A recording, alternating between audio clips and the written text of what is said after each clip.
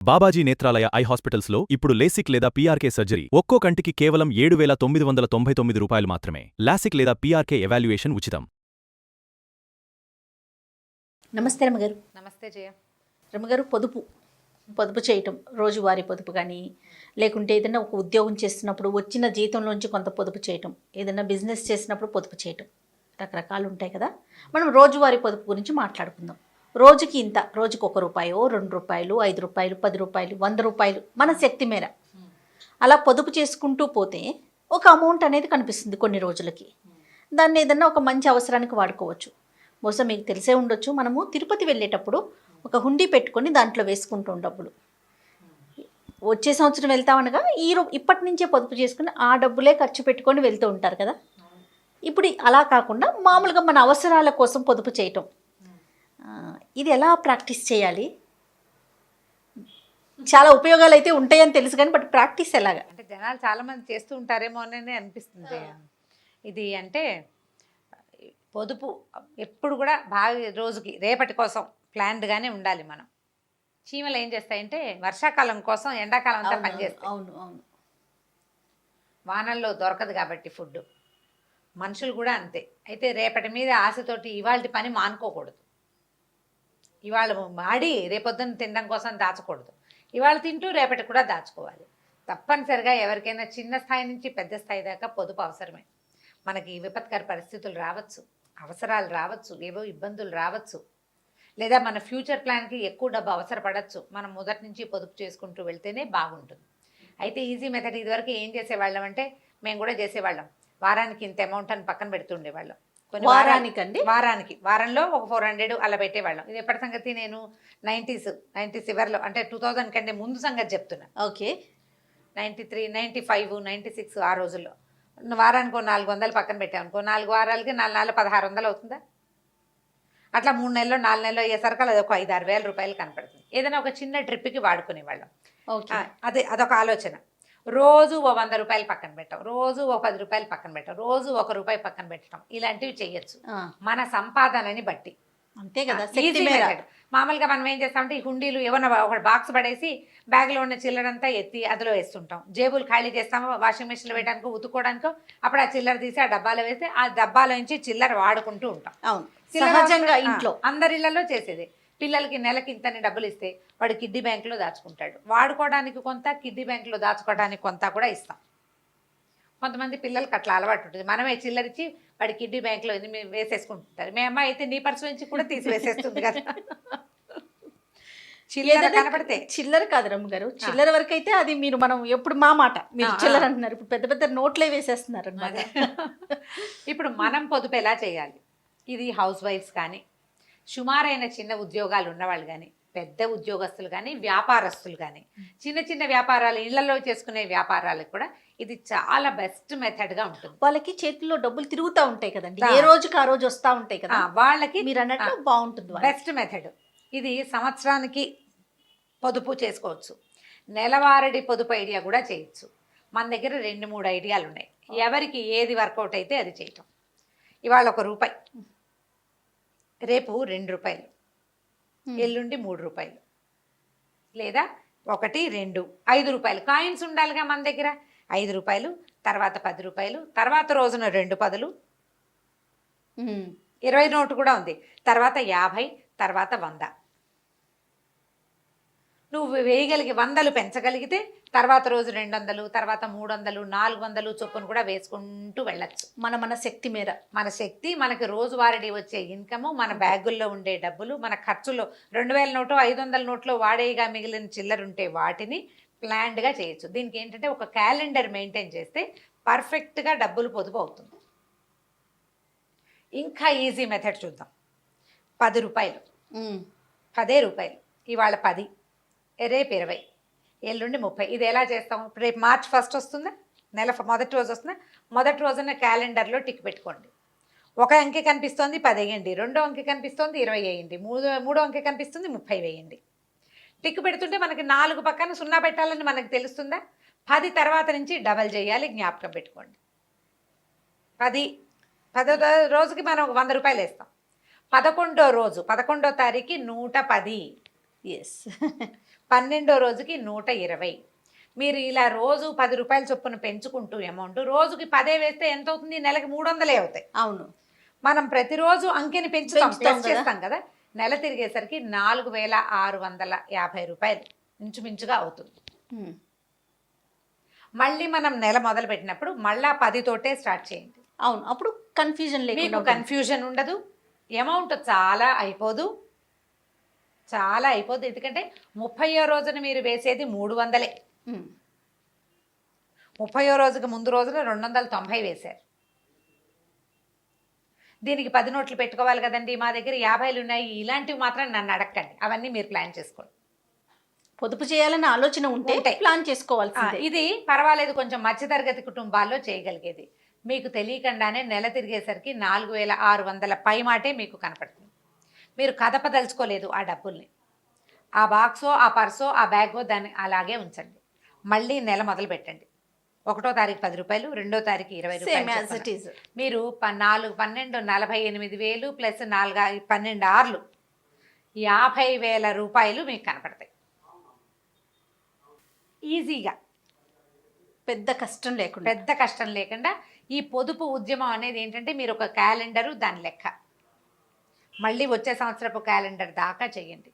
ఈ 50,000 మీరు చాలా సులువుగా దీన్ని ఒక ట్రిప్కి, ఒక వస్తువుకి, ఒక పిల్లల చదువుకో, ఒక కోర్సుకో, దేనికైనా పెట్టుకోవచ్చు.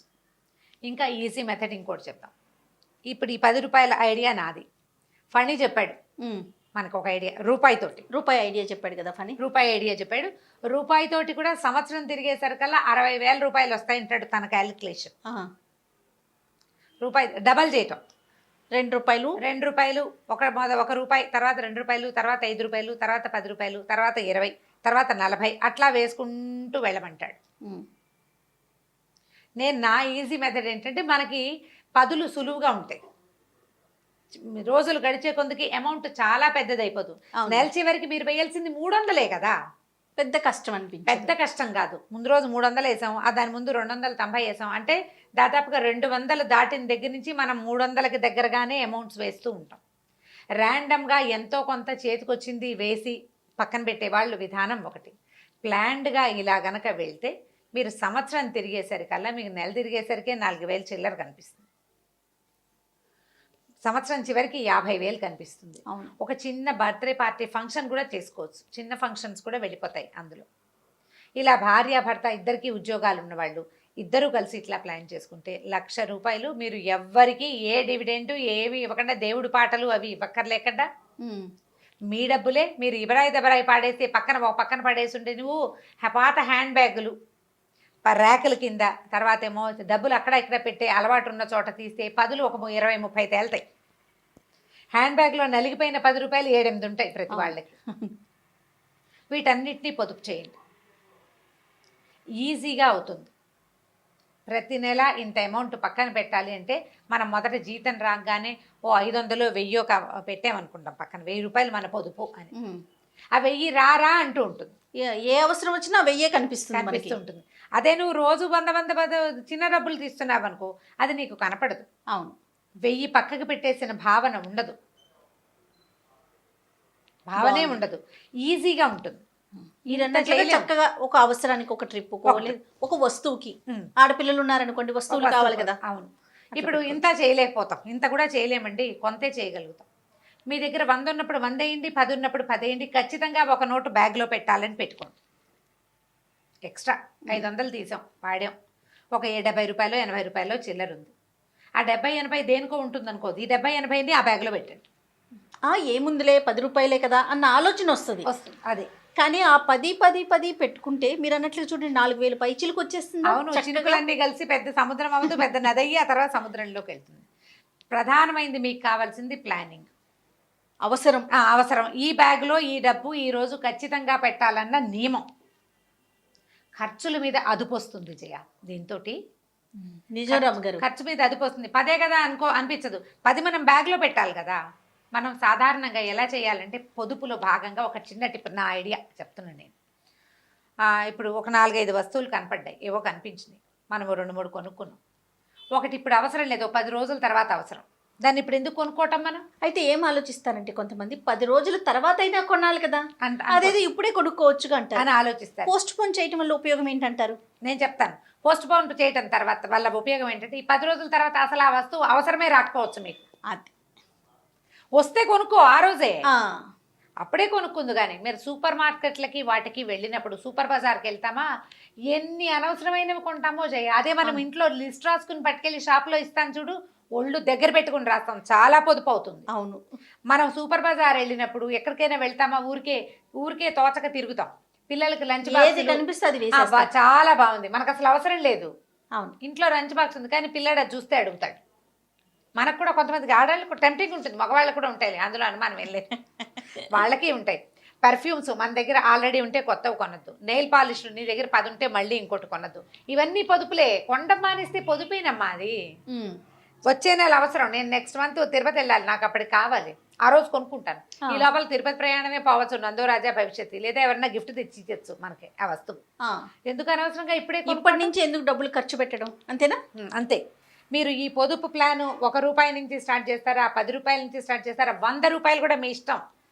చేయటం ఇంపార్టెంట్. 100 ఇవాళ 100, రేపు 200, ఎల్లుండి 300, తర్వాత 400 పెట్టదలుచుకున్నా సరే, ఎంత పెద్ద అమౌంట్ అవుతుందో. నెల తిరిగేసరికి 30వ రోజున మీరు ₹3000 వేయాల్సి వస్తారు. ఒక్క 100 చొప్పున పెంచిన లెక్క పెట్టుకోండి.